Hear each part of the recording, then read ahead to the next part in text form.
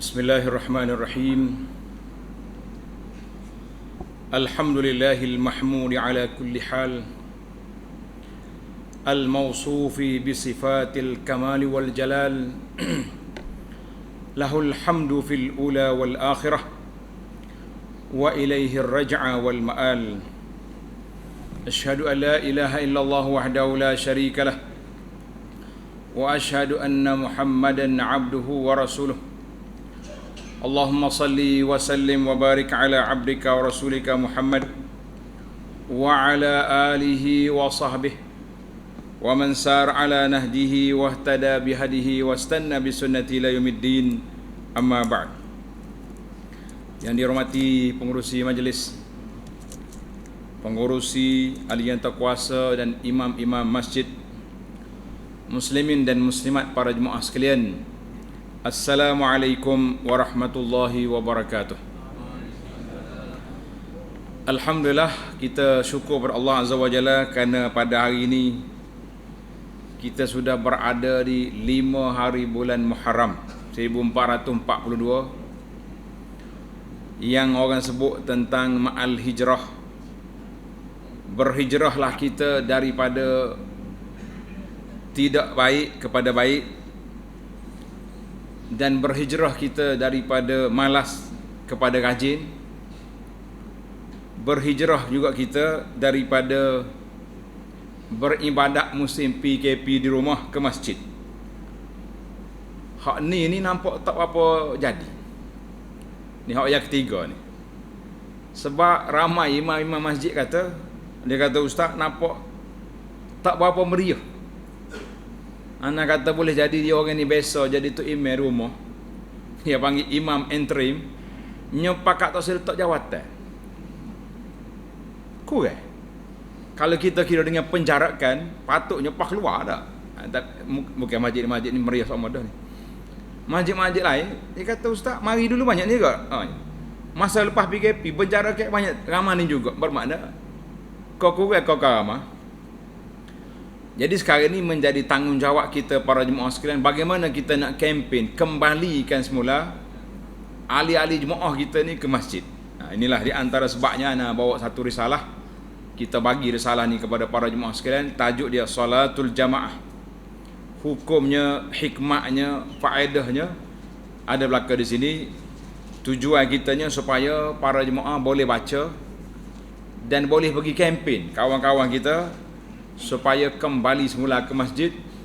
Kalau dia kata dia nak solat berjamaah dengan anak-beranak dia, boleh, maya di masjid dulu, lepas tu balik jadi tok imam di rumah, kan? Boleh je. Baiklah, kemudian di antara yang kita bincang juga pada kuliah kita ni, sebagaimana yang pengurusi sebut tadi, iaitulah tentang wakaf.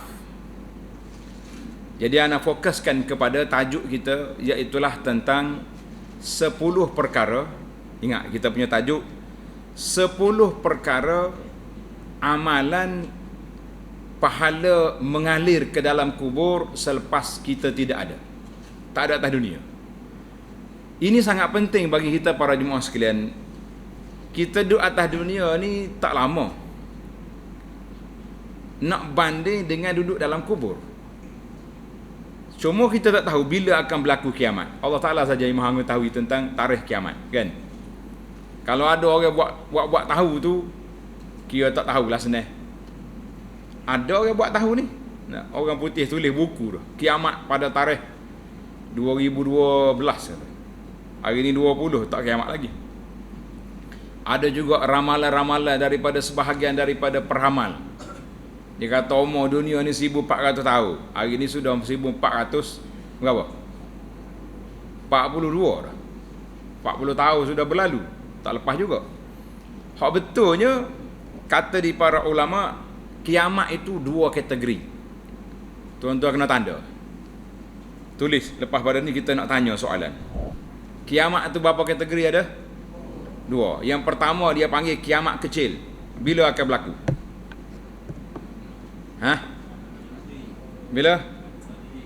Bila mati, kiamat bagi dia tu. Bila mati seorang manusia, maknanya berlaku kiamat untuk dia. Dia panggil kiamat individu. Yang kedua, kiamat besar, iza waqa'atil waqi'atu yang berlaku tu Allah Ta'ala saja tahu. Nabi SAW pun tidak tahu, malaikat pun tidak tahu bila. Maka kerana itu dalam hadis memberitahu kepada kita, Israfil ia meniupkan serunai sengkakala. Sekarang ni duk pegang dah serunai. Enggak Nabi beritahu si bapak kata tahu dulu. Israfil bersedia nak pegang serunai dia, duk siap nak tiup dah ni. Walau tak jadi tiup lagi kan. Maka para jemaah sekalian, kita kena bersedialah untuk menghadapi kiamat seseorang, kerana kita tidak tahu tarikhnya bila. Yang pentingnya dia akan mati. Innaka mayyitun wa innahum mayyitun. Allah Ta'ala sebut pada Nabi SAW mau mati, dan mereka juga sudah mati. Mana Nabi-Nabi yang dulu sudah wafat, Nabi juga akan wafat. Jadi insya-Allah oleh kerana kita ni akan mati, Allah Subhanahu Wa Ta'ala sediakan kepada kita abwaban minal birri wal khair. Allah sedia kepada kita pintu-pintu kebajikan dan pintu-pintu kebaikan cukup banyak. Tujuan dianya Allah nak tengok liyabluwakum ayyukum ahsanu amala. Allah nak tengok siapa di antara kamu orang yang baik amalan. Jadi alhamdulillah para jemaah sekalian, kita hari ini tulis di antara ciri-ciri manusia yang bahagia. Kita bila sebut bahagia, nak bahagia ke tidak? Nak. Tak ada orang tak say. Nah, kalau ada orang tak say tu, orang luar biasa dia panggil tu. Nak bahagia? Nak. Maka di antara ciri-ciri manusia yang bahagia, iaitulah apabila dia mati, amalannya tidak mati. Amalan kebajikan dia tidak mati. Tanda manusia celaka, na'udzubillah, tuannya mati, amalan kejahatan dia tidak mati. Ini bahaya. Dia duduk dalam kubur lah, tapi kejahatan yang dia buat atas dunia dulu, sama ada dia buat fitnah kepada orang ke, dia menjadi penganjur kepada benda-benda mungkar dan maksiat, orang buat boleh lagi dosa kepada dia, walaupun dia sudah dalam kubur. Yang kita nak bincang hari ini, insya-Allah ana akan kemukakan kepada para jemaah 10 perkara. Mudah-mudahan kita dapat 10/10. Kalau tak dapat 10/10, 9/10. Jangan 1/10 sudah. Nah, orang panggil tidak seimbang, tak lulus sekolah. Bawah pada 90 kan. Jadi kita kena ambil yang terbanyak, insya-Allah. Maka manusia ni, kita hidup atas dunia akan melalui 3 fasa hidup perjalanan. Kita ambil bila kita hidup. Sekarang ni tuan-tuan duduk di mana? Jangan jawab duduk Batu Lapar. Sekarang ni kita duduk di mana? Duduk di masjid, duduk di Batu Lapar, duduk di Kadok ada belakang tak? Kita ni duduk atas dunia. Itu dia panggil peringkat yang pertama, duduk di atas dunia. Ni, dunia, alam kita duduk sekarang ni, nama dia alam dunia. Apa nama alam dunia? Alam sekarang. Alam yang kita hidup lah ni. Itu dunia. Bila kita habis tempoh berada di atas alam dunia, kita akan berpindah ke satu alam, nama dia barzakh. Di mana alam barzakh? Mana? Ini tempat pengurusi sebut tadi tu. Kubur. Alam kubur tu nama dia alam barzakh. Alam barzakh ni dia panggil alam pemisah di antara dunia dengan akhirat. Kita belum ke akhirat lagi. Akhirat bila wa izanu fi khafis sur, apabila ditiup serunai, yakhrujuna minal ajdasi siraan, keluar daripada kubur, itu dia panggil alam akhirat. Mana alam yang terakhir. Maknanya kita lalui 3 fasa, alam dunia, alam barzakh dan alam akhirat. Bagaimana kita nak imarahkan alam barzakh kita supaya kita menjadi manusia yang bahagia? InsyaAllah kita mampu. Kita boleh buat. Ana tak akan ajar kepada tuan-tuan dan puan-puan perkara yang di luar kemampuan kita, tidak. Sebab itu kata Nabi SAW, innad dina yusrun. Agama kita ni mudah. Agama mudah. Tetapi yang kita tak bolehnya mempermudahkan agama. Itu tak boleh. Apa makna dia? Apa makna agama itu mudah? Kita ni wajib solat, kan? Rukun solat berdiri. Habis kalau tak mampu, duduk. Tak mampu lagi, tidur. Tidak ada dalam mana-mana mazhab kalau tak mampu tak payah solat. Ada? Tak. Berkelip mata pun kena solat juga. Kecuali orang yang otak dia tak berfungsi, itu di luar daripada kira-kira. Maknanya, tetapi bila kita sakit je tak solat, itu dia panggil mempermudahkan agama. Lain. Beza di antara agama itu mudah dengan mempermudahkan agama. Beza ke tak beza? Beza sangat. Baiklah para jemaah sekalian, tanda sebuah hadis. Hadis ini riwayat daripada Anas bin Malik radhiyallahu anhu. Sabda Nabi sallallahu alaihi wasallam, sab'un yajri lil 'abdi arjuruhunna wa huwa fi qabrihi ba'da mautihi. Dalam hadis ni Nabi senarai 7 perkara. Kita tambah lagi hadis lain cukup 10 insya-Allah.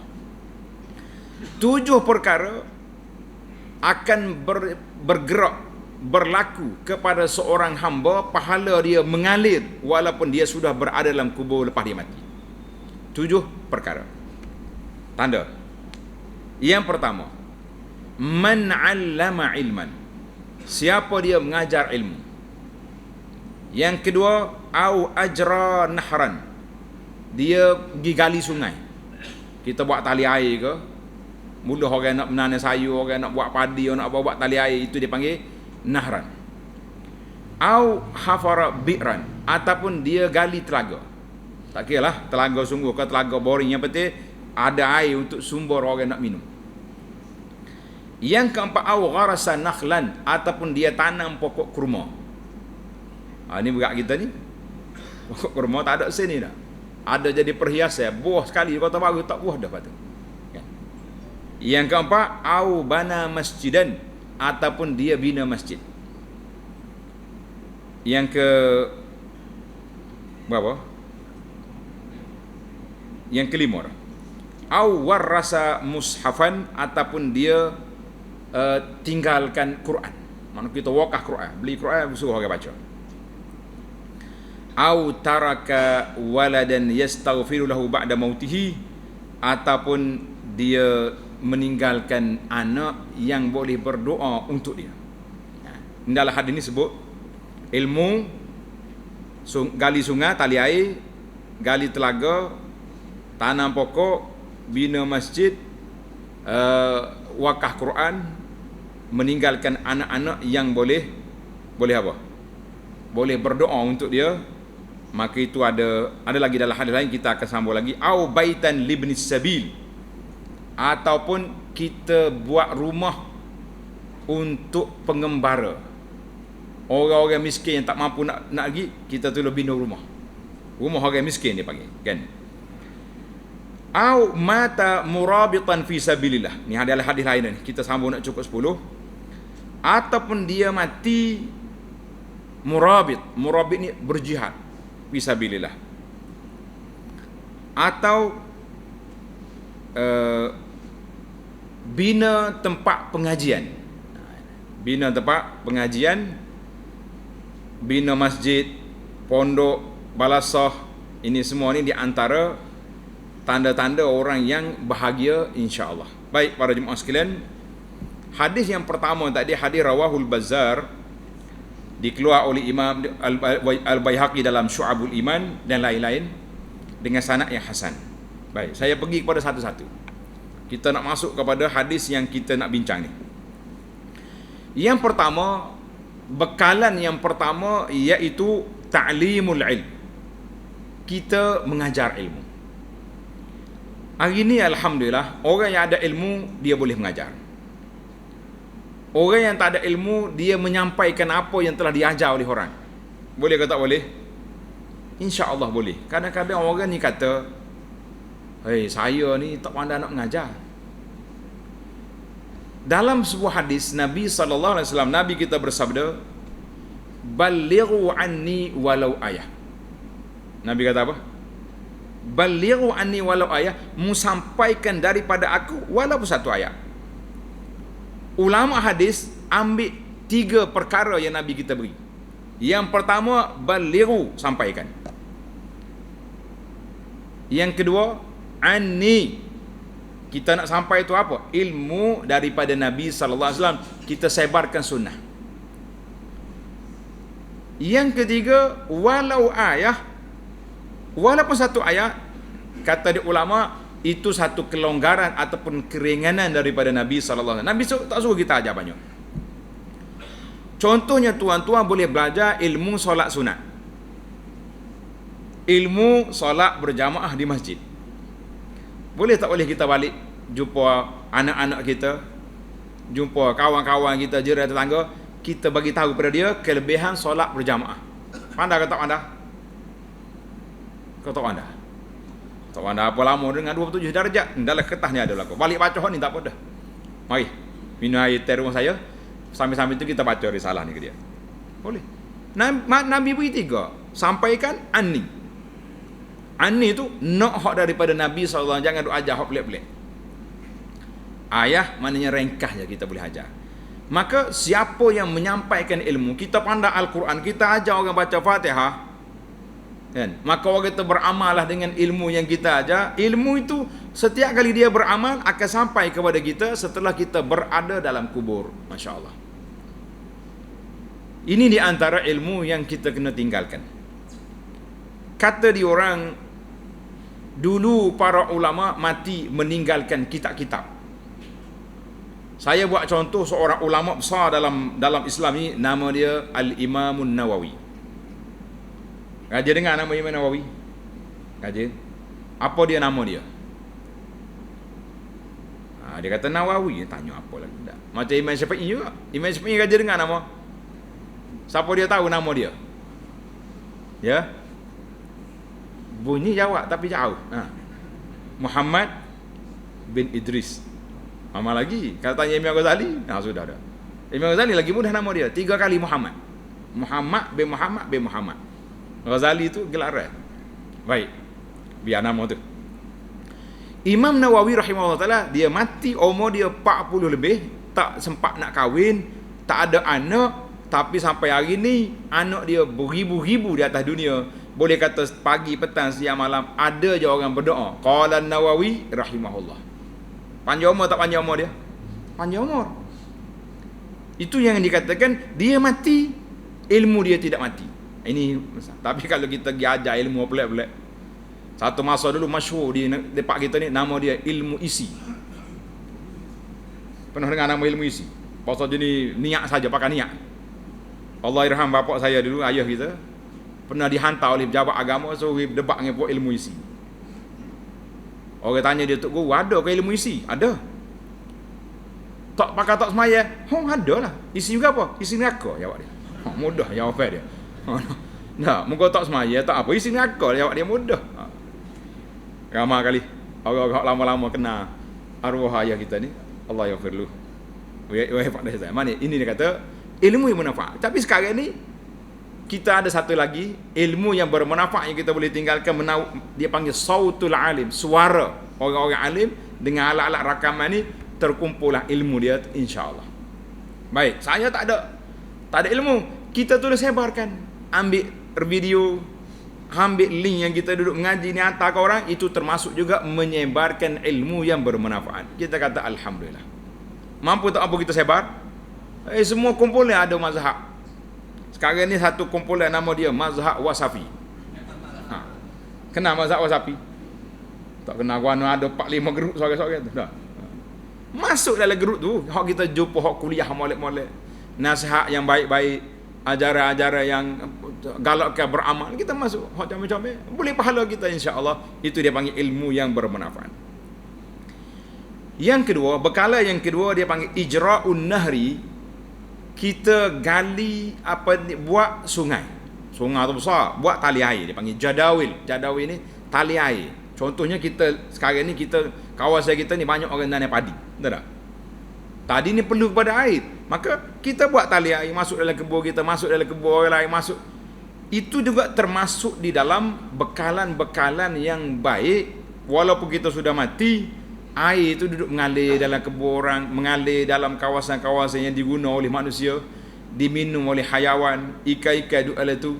Ikan ni banyak kerja dia. Kan Nabi sebut dalam hadis, orang alim ni diminta ampun oleh malaikat, manusia, hatta al-hitan, sehingga ikan dalam air minta ampun kepada orang yang alim. Jadi kita beri air ke ikan, ikan duduk istighfar, boleh pahala kita tak? Masya Allah. Jadi kita ni jarang. Masalah isu nak gali air ni jarang. Mungkin kita tak tahu, ataupun keperluan tempat kita tu pihak kerajaan dah buat. Cuma kalau kerajaan buat dah tali air, puak kita tolong bersihkan. Alhamdulillah. Jangan duduk kata, tu kerja JPS. Jangan tuan-tuan. Kita bersihkan tali air kita. Pagi orang duduk lalu air pun kalau kita bersihkan, semuanya berpahala belaka. Tidak ada yang tidak baik. Ataupun kita sekarang ni, Masya Allah, anak duk tengok. Dulu anak suka tengok orang Arab.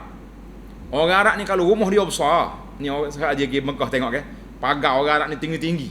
Sebab dia tak mau nampak keluarga dia duduk main dalam rumah tu. Buat kita ni tak apa, dia tak ada pagar pun. Ada pagar punya tu, bib kemai kata jemur kain daripada rumah dah. Tak ada malu apa dah dia tu. Biasa gitu dah. Nah. Jadi dia pagar, tetapi cuba jalan dekat rumah Arab, tepi pagar dia mesti ada kepala paik keluar. Itu dia panggil baradat. Tempat air sejuk orang minum. Orang lalu panas-panas, berhenti ambil air. Masya Allah.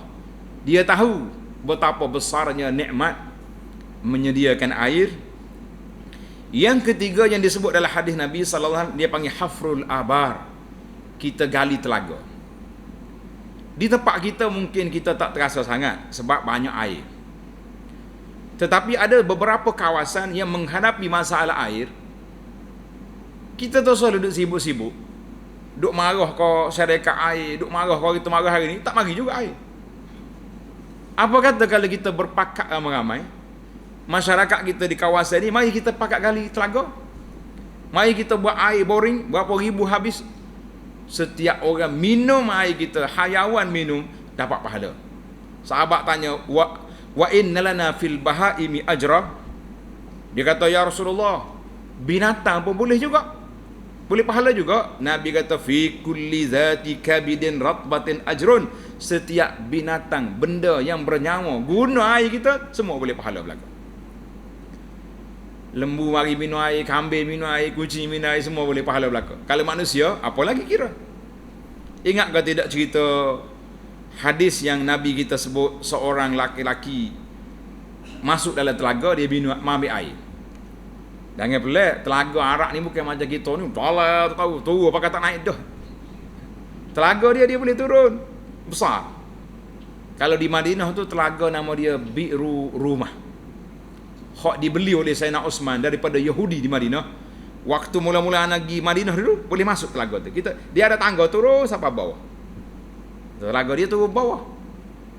Lepas tu karau naik air.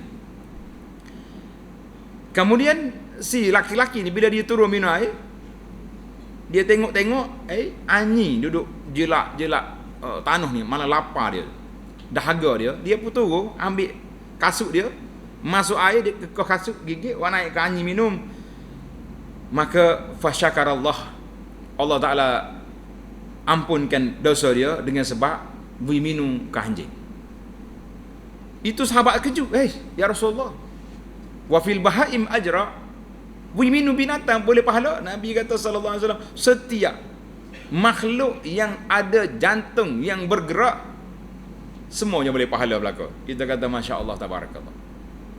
Tuan-tuan bayangkan, kalau hak minum air kita tu orang yang beriman, orang soleh, orang-orang biasa, besar ke tak besar pahala? Besar. Maka bila ana dengar perisytiharan daripada pihak kerajaan, Menteri Air hafizahullah taala yang baru ni, dia kata kita nak satu kempen kepada masyarakat wakaf air. Kalau jadi hak ni, satu benda yang positif berlaku. Tuan-tuan ingat tak, wakaf air dalam sejarah dunia ni di mana? Dibuat oleh Zubaidah, isteri kepada Khalifah Harun Ar-Rashid. Kalau tuan-tuan pergi ke Mekah, sampai hari ni dia panggil Ain Zubaidah. Masih ada lagi sebahagian daripada tempat Ain Zubaidah tu masih ada. Kalau nak tengok sejarah dia, ana tulis dalam majalah Solusi beberapa isu yang lepas, cerita Ain Zubaidah, sebab dia dengar besarnya pahala menyediakan air pada laluan kafilah jemaah haji, orang pergi ke Mekah, orang pergi ke Arafah, maka dia telah menyediakan bekalan air wakaf. Sampai hari ni wakaf tu berterusan. Masya-Allah tabarakallah. Kita pergi cari di mana tempat tidak ada air, kita gali telaga. Ini di antara pahala yang besar. Tak kira lah kalau tak ada tempat kita ni air cukup, kita hantar pergi negara-negara lain. Ramai banyak NGO yang pergi buat air di tempat-tempat lain, di Cambodia, di mana di Rohingya, di tempat-tempat yang murah ya. 1,500 dapat satu telaga. Tempat kita ni berapa ribu. Boring sini tak? Nak boleh jumpa. Yang betulnya fulus boleh cari, pahalanya berterusan. Kita kata besar pahala. Alhamdulillah. Dan elok juga kita buat hari ni, alhamdulillah. Di masjid-masjid kita ni banyak dah mesin-mesin air wakaf, orang pergi ambil air boleh minum. Itu juga termasuk dalam menyediakan air yang besar. Itu dari sudut pahala yang kita mengalir dalam kubur selepas kita mati. Satu kes, ini cerita, ini bukan adalah hadis, kisah. Seorang ni sakit dia tak sembuh-sembuh, dia punya penyakit. Dia pergi jumpa salah seorang daripada ulama salaf. Dia kata, Syekh, penyakit aku ni habis ubat dah. Dia penyakit kudis. Kudis dia ni berair tak berhenti-henti. Kotor lah. Maknanya nanuh semua ada. Dia pergi tanya Tuan Syekh ni. Dia kata, Syekh, macam mana aku nak buat ni? Kuruh dia panggil ni. Habis ubat dah doktor bagi tak jadi. Dia kata, InsyaAllah kamu pergi tempat qaryah di pedalaman kampung yang tidak ada air, menggali telaga sampai keluar air, biar orang boleh minum di situ, insya-Allah yushfa. Dengan izin Allah Taala penyakitmu ni akan sembuh. Dia pergi kali. Bila dia gali air, alhamdulillah, airnya keluar mata air yang baik, buat telaga, buat perigi situ, orang minum air. Tak lama dia pergi jumpa Syekh, dia kata, Syekh, kering dah dia punya penyakit. Kudis dia tadi sudah kering. Ini kita kata banyak lah. Cuma kita niat kita buat satu benda tu kerana Allah Ta'ala. Tetapi likulli syai'in sababa. Nak jadi sebab. Baik. Yang keempat, ghars an-nakhl. Kita tanam pokok yang berbuah. Nabi sebut di sini pokok tamar. Sebab apa pokok tamar? Sebab pokok tamar ni mewakili asy-syajarah. Kan pokok ni ada dua jenis. Pokok ni maknanya pokok yang ada batang, yang buah dia mengenyangkan dan tahan lama. Kalau kita tanam sayur, tak boleh wakaf sayur. Sayur boleh wakaf. Tanam timun ikan, timun Cina boleh wakaf. Boleh makan, tak boleh wakaf. Timun Cina ni sekali kita tanam dia, berapa kali boleh kutip? Umur dia berapa lama? Tak ada orang nanam sini, orang makan je ada. Berapa ayah? Soal je tanah ni pakai belah semua. Maknanya umur ni tidak panjang. Wakaf ni kita nak kita mati, wakaf kita tak mati. Itu makna bila kita tanam pokok taman dia antara pokok yang panjang umur. Kalau kita sini pokok kelapa, pokok nyo ni payah mati dia.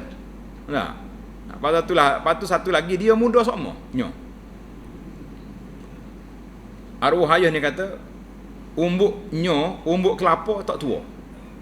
Dia buat bandingan dengan nafsu. Dia kata nafsu kita ni tua ya, nafsu tak tua. Kau berasa tua dah lah ni. Tanya ayah kita lah. Tanya orang lain-lain tak dia apa ni. Kalau salah orang tahu hak muda, berasa berat ni lah dah. Boleh lagi? Kau tak lawan dah. Dia kata boleh lagi. Itu dia panggil umbuknya tak tua. Maknanya kita nak tanam pokok yang tahan lama. Biar kita mati, pokok tu masih lagi ada. Orang boleh makan, orang boleh ambil buah dia. Jangan kita marah. Yang ada setengah orang ni, kalau budak-budak mari ambil buah rambutan dia ke apa, beramak ke pakai. Tuan-tuan kena ingat, nasib baik dia tolong ambil. Kalau dia tak tolong ambil, buah rambutan tu luruh, gitu je. Dah. Dia lah dia ambil, alhamdulillah, kita dapat pahala, tak susah. Kena makan, kena diketik ke kengga dia. Kena susah dia, kita tunggu ambil pahala. Jangan marah orang ambil buah. Cuma jangan mari dengan lori ambil nak pergi jual, jangan tu berambak sungguh. Nah, kita boleh beri, dia ambil pergi jual barang kita pula, kita kata kita bagi dua lah tu. Cerita-cerita lain kan. Tanah pokok. Alhamdulillah sana di satu sebuah masjid. Pokok tepi jalan ni satu di taman perumahan, pokok ni sangat lawa daripada rumah ni pokok.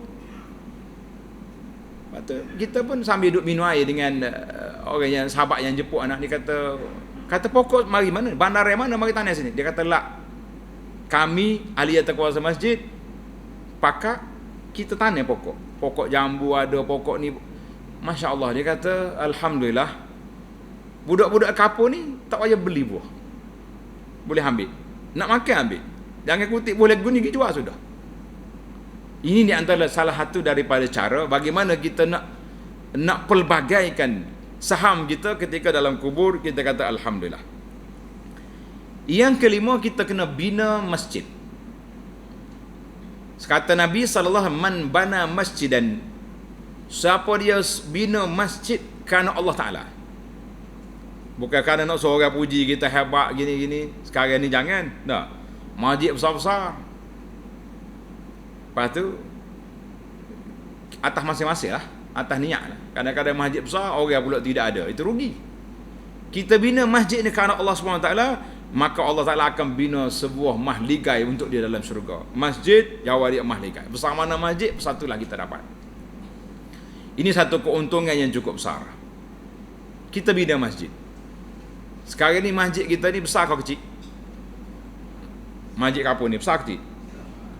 Pasal apa besar? Dengar ayah nak jawab. Pasal apa besar? Pasal apa besar? Pasal tak penuh. InsyaAllah lepas ni kita kena kempen bagaimana kita nak kecilkan masjid kita ni. Boleh ke tak boleh? Kita kena kempen macam mana kita nak suruh masjid kita ni jadi kecil. Faham kau tidak ayat tu? Tidak kata dia putus kerak dah. Penuhnya orang kecil lah masjid tu. Dah. Ni masjid besar. Bila bukti masjid besar, bila tidak penuh. Masjid besar nama dia. Kita kena usaha insya-Allah bagaimana kita nak suruh jadi masjid kita ni kecil. Apabila ramai jemaah penuh, mana kecil lah masjid tu. Perlu pada bantuan lagi, naik 3 tingkat lah ke atas lagi buat. Jadi para jemaah sekalian, buatlah masjid. Kalau masjid kita ni ada perlu bagi, masjid lain minta derma kita bagi. Yang penting biar ada saham, bina masjid.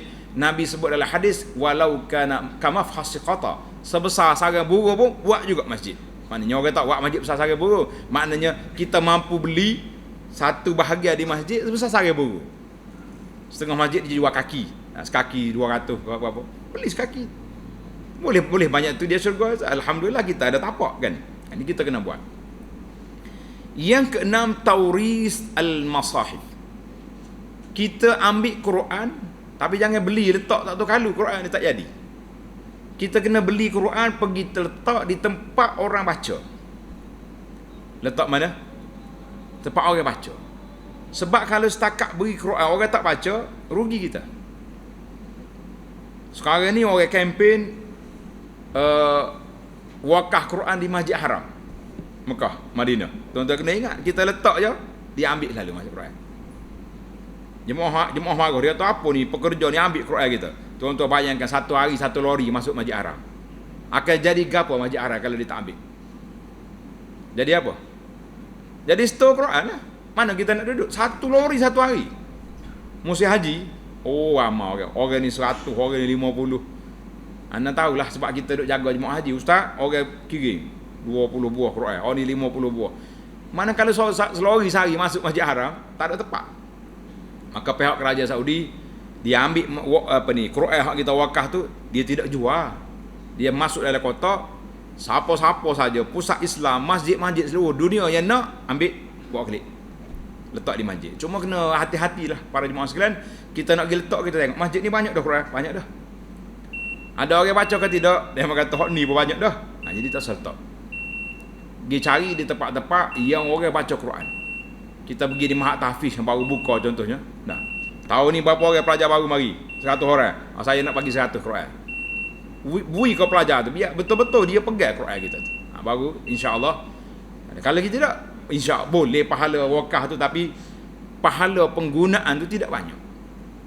Kita wakaf Quran. Sama juga kita wakaf kitab-kitab agama. Kita letak di masjid, letak di tempat bilik bacaan, wakaf-wakaf kitab-kitab yang bermanfaat. Kitab fardu ain, kitab hadis, kitab tafsir, kitab apa saja, kita letak, biarlah kita dapat pahala. Berapa dah kita ni? 6 dah. Yang ketujuh, ada yang ketujuh. Yang ketujuh iaitulah tarbiyatul aulad. Kita kena didik anak kita dengan didikan yang baik. Sebab apa? Nabi sebut beberapa hadis, aw waladin salihin yad'u lahu, kalau dia ada anak soleh yang berdoa kepada dia. Dalam bab pembahagian pusaka, Allah Subhanahu Wa Taala tak benar kita bagi sendiri harta pusaka. Yas'alunaka qulillahu yuftikum. Tengok. Orang mari tanya kamu ya Muhammad sallallahu alaihi wasallam tentang harta pusaka, Allah jawab qulillahu yuftikum. Mu jawab ya Muhammad sallallahu alaihi wasallam kepada orang yang bertanya, Allah akan jawab.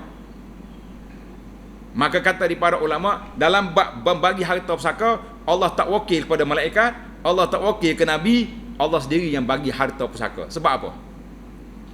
Menunjukkan bahawa besarnya peranan anak-anak yang kita tinggal itu, biarlah mereka dapat harta pusaka dengan cara adil. Kalau kita bagi, kita akan beri anak kita sayang banyak. Anak yang duduk jauh terlupa kita. Anak yang duduk di rumah ni, hari-hari mari duduk main minyak mastika. Nah, ayah nampak betih tu apa sedap tu, mari gosok sikit. Sambil-sambil gosok, ai mu ni tukar lagi jawab tanah ni, tukar tanah ni, tukar nama tu. Nah, aku mati ke? Mula tanah. Lepas tukar rumah sewa pula. Akhir sekali boleh dia belaka. Sebab apa? Allah sebut dalam Quran, mu tak tahu ayyukum aqrabu lakum naf'a. Tuhan kata, mu tak tahu anak hak mana di kalangan anak-anak kamu yang memberi manfaat kepada kamu. Mu tak tahu. Kita atas dunia kita rasa hak duduk dengan kita tu manfaat lah. Hak duduk bantu kita hari-hari, duduk driver kita, duduk beli nasi lauk kita, hak ni manfaatnya. Anak duduk jauh ni, Allah jauh balik sekali-sekala. Musim PKP ni pakai tak balik. Dia panggil lekat di luar negara, tak boleh balik. Nah. Rupa-rupanya masya-Allah, anak ni lepas pada kita mati, dialah orang yang paling baik. Setiap hari, pagi, petang, siang, malam, Rabbil firli wali walidayah. Anak kita saya beri harta taklah kuat 4 kali dia tukar kereta. Telefon juga kiri kanan bawa tangan. Orang cakap so telefon di peringkat 3, nak kata apa? Kubur mak ayah tak jumpa dah. Kita tak tahu anak mana yang lebih baik. Anak banyak kali dah cerita, ada anak mari pondok bawa sampul. Dia kata, ustaz nak jumpa. Kata silakan. Dia kata, saya sayang ke mak saya yang baru meninggal. Mak dia kaya dia gitulah. Habis saya dapat bahagian harta pusaka. Sekarang ni saya nak pulangkan balik harta ni kepada ayah, kepada mak dia. Dia wakaf balik harta tu. Dia tak ambil, walaupun dia ambil dia masuk balik dalam tabur wakaf. Dia kata, inilah harta yang saya nak balik mula kepada ayah. Enggak berapa orang nak jumpa lagi tu anak. Mudah-mudahan kita lah termasuk di kalangan anak-anak yang soleh, insya-Allah.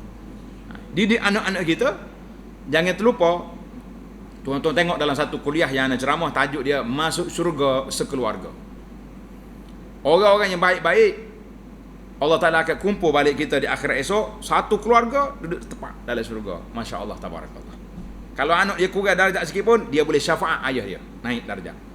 Kalau ayah dia tak apa kuat ibadat, tapi anak dia baik, anak dia boleh tarik ayah dia masuk satu tingkat dengan dia. Kita kata ini satu projek, tajuk dia Masuk Syurga Sekeluarga. Kalau nak dengar ni, kita semula pula lah. Nanti ICU kata balik, tajuk dia Masuk Syurga, projek Masuk Syurga Sekeluarga. Lah ni kalau tanya tuan-tuan, nak pergi syurga? No. Nak pergi berapa orang? Jawab dia. Belaka. Semua anak-anak pergi belaka. Ya.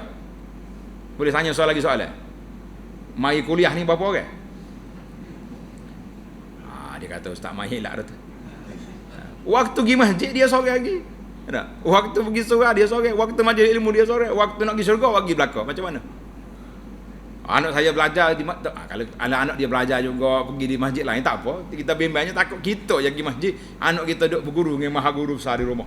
Dengan TV-nya, dengan internetnya, dengan segala benda ada. Kita duduk maja di masjid, anak dia congek motor pergi jalan apa benda. Rugi kita. Baik. Berapa orang kita ni? Yang ke-8, kita kena bina rumah untuk keperluan orang. Mana kalau ada orang yang penting, bina rumah, kita bina. Ada orang perlu, kita gitu tolong dia. Itu dia panggil, ini peranan kita. Kita tak seduk mikirlah rumah PPRT, ini rumah kerajaan, rumah majlis. Kita ni kenapa duk sibuk dengan orang? Kita sibuk. Kita lihat kasut masjid, kita ada senarai asnah dalam kampung kita. Rumah dia nampak sengit nak butuh, buka tabur, baiki rumah. Kita pergi baiki. Biar berebut kita dengan wakil rakyat ni. Nah, ni kalau orang luar mari, pusing pula kita je.